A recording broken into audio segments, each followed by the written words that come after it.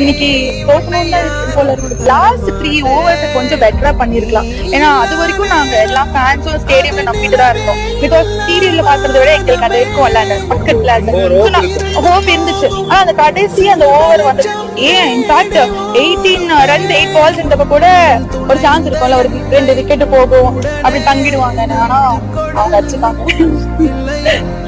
வேற லெவல் தான் LSD. It's okay, நம்ம நெக்ஸ்ட் டைம் ஜெயிச்சாலும் தோத்தாலும் அவர் நம்மளுக்காக ரொம்ப நல்ல விஷயம் பண்றாரு. ஏன்னா அவரு நினைச்சிருந்தா வராம கூட இருக்கலாம். பட் நம்மள டிசப்பாயிண்ட் பண்ணக்கூடாதுன்னு சொல்லிட்டு அவர் வந்தாருங்க.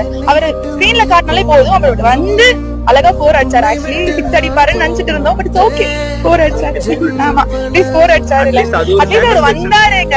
அவர் வந்து சும்மா நின்று அவுட் ஆயிருந்தா கூட எங்களுக்கு நம்மளுக்கெல்லாம் போதும். ஏன்னா we are all bleeding தலை.